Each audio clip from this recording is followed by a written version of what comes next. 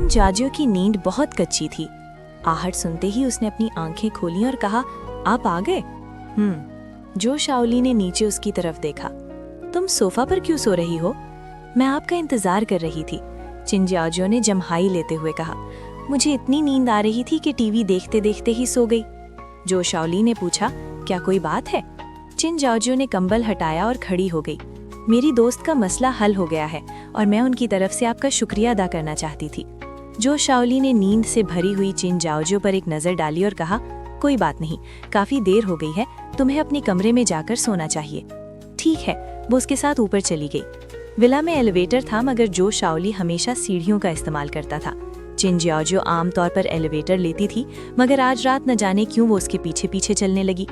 उस मर्द की लंबी और दुबली पीठ को देखते हुए उसने दिल में सोचा, इनकी टांगे वाकई बहुत लंबी हैं।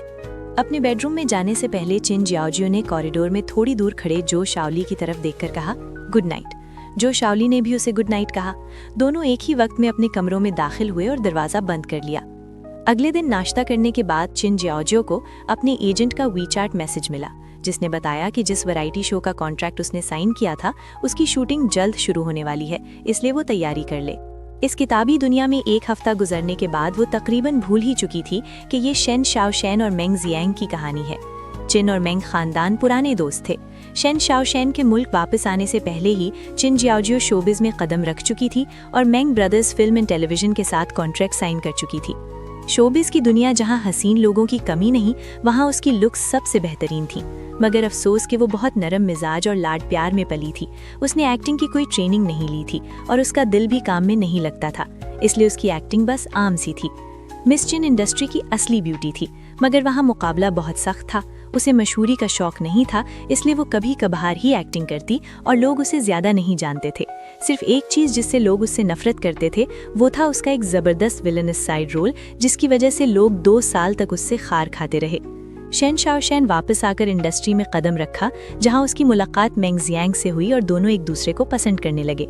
चिन जाओजियो ने शेन शाओशेन और मेंग जियांग को एक दूसरे को धोखा देते हुए पकड़ लिया था और उसने फौरन मेंग की कंपनी से अपना कॉन्ट्रैक्ट खत्म कर दिया और उनके मुकाबले वाली दूसरी कंपनी के साथ कॉन्ट्रैक्ट साइन कर लिया। ये कॉन्ट्रैक्ट छोटा था, तकरीबन 3 साल का। उसके लेवल पर वो खुद रोल्स नहीं ढूंढती थी, इसलिए उसे कोई काम भी नहीं मिल रहा था। चिन जाओजियो एक्टिंग के पैसों पर गुजारा नहीं करती थी। जो शाओली उसे हर महीने खर्च देता था और वो अपना दिन सहेलियों के साथ पार्टी करने, ब्यूटी ट्रीटमेंट्स लेने और बाहर शॉपिंग करने में गुजारती। क्योंकि जू शाओली के साथ उसकी शादी सिर्फ एक अग्रीमेंट थी, इसीलिए उनका निकाह आम लोगों के सामने नहीं हुआ था। इंडस्ट्री में सिर्फ कुछ लोग ही जानते थे कि वो शादीशुदा है। वो दोनों कभी किसी इवेंट पर साथ नजर नहीं आए, इसीलिए अफवाहें थीं कि वो अकेले कमरे में वक्त गुजारती है और एक बेकदर बीवी है। किन जाओजाओ और जू शाओली की शादी की 2 वजूहात थीं। पहली ये कि किन ग्रुप को अपने कारोबार को बाहर के मुल्कों में फैलाने के लिए पैसों की जरूरत थी, और दूसरी ये कि वो मेंग जियांग को दिखाना चाहती थी कि उसे छोड़ने के बाद उसने एक बहुत बड़े और अमीर खानदान के साहबजादे से शादी की है।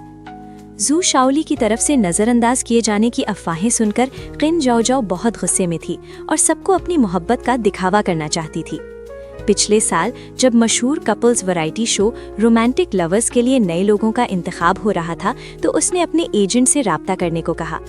रोमांटिक लवर्स का दूसरा सीजन तैयार हो रहा है।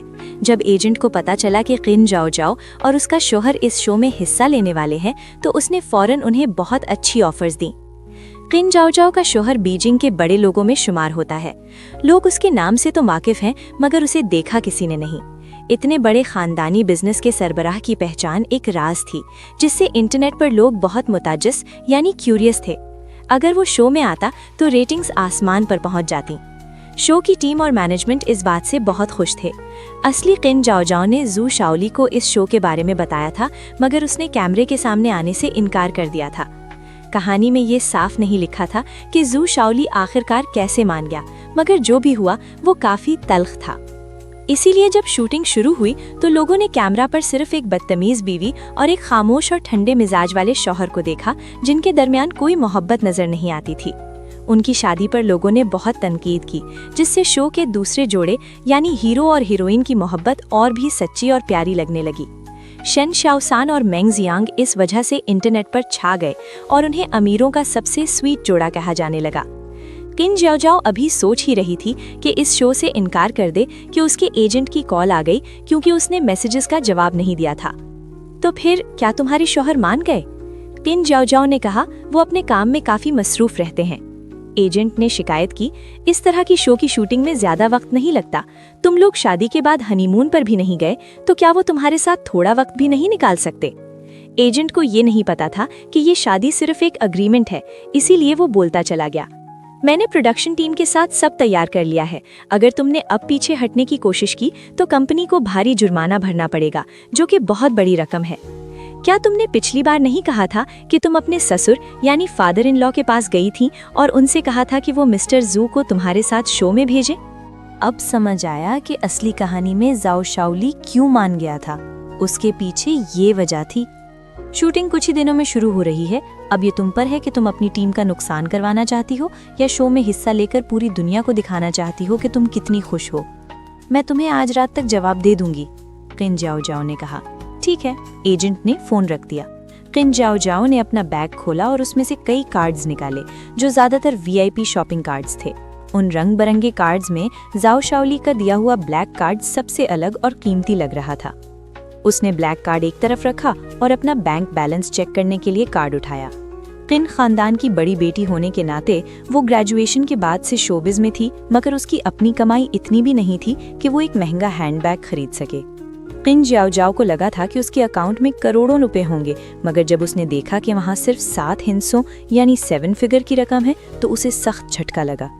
एजेंट ने जब कॉन्ट्रैक्ट तोड़ने का जुर्माना कैलकुलेट किया तो वो उसके बैंक अकाउंट में मौजूद रकम से 10 गुना ज्यादा निकला। किन जाओ की कुल जायदाद में शहर के बीच और बाहर के इलाकों में कई घर, किन ग्रुप के 5% शेयर्स और महंगे बैग्स और जूतों से भरी हुई एक वार्डरोब शामिल थी। वो इन सब चीजों को बेचकर कॉन्ट्रैक्ट तोड़ने का जुर्माना तो नहीं भर सकती थी, है ना?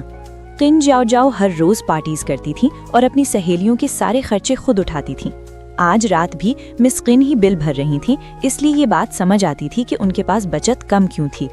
किन जाओ बेड पर ढेर हो गईं। ऐसा लग रहा था कि उसे हर हाल में वैरायटी शो रोमांटिक लवर्स में हिस्सा लेना ही पड़ेगा। वक्त का हिसाब लगाया जाए तो इस शो की शूटिंग खत्म होने तक उसकी और जाओ शाओली की शादी का अग्रीमेंट भी खत्म होने के करीब होगा। जब ये कहानी खत्म होगी तो वो करोड़ों रुपए उड़ा सकेगी। कितनी हसीन जिंदगी होगी। वो आज रात जाओ शाओली के वापस आने का इंतजार करेगी ताकि उसकी राय जान सके। अगर वो वाकई लोगों के सामने नहीं आना चाहता तो वो अपने बैग्स बेचकर जुर्माना भर देगी। चिन जाओ ने पूरी दोपहर इसी गम में गुजार दी कि उसके पास इतने पैसे भी नहीं हैं कि एक बैग खरीद सके, और इसी वजह से उसने किचन से आए मजेदार स्नैक्स भी बहुत कम खाए। उसने अपना फोन निकाला और जो शाओली को वीचैट पर मैसेज भेजा, क्या आप आज रात डिनर के लिए घर आ रहे हैं? मीटिंग खत्म होने के आधे घंटे बाद जो शाओली ने वो मैसेज देखा। उसने चैट खोली, थोड़ी देर सोचा और फिर जवाब भेजा, आ रहा हूँ। जो शाओली का जवाब देखते ही चिन जाओ ने फौरन आंट ज़ेंग को बताया कि जो शाओली आज रात डिनर के लिए घर आ रहे हैं। ठीक है, मैं अभी किचन में जाकर कह देती हूँ कि साहब की पसंद के सारे खाने तैयार रखें। आंट ज़ेंग ने किचन की तरफ जाते हुए शेफ को हिदायत दी। जब असिस्टेंट को जो शाओली का मैसेज मिला कि वो ऑफिस से निकल जाए तो वो हैरत के मारे बोल भी नहीं पा रही थी। जो शाओली इतना बड़ा वर्कहोलिक था कि अपने एम्प्लॉइज के जाने के बाद भी ऑफिस में काम करता रहता था।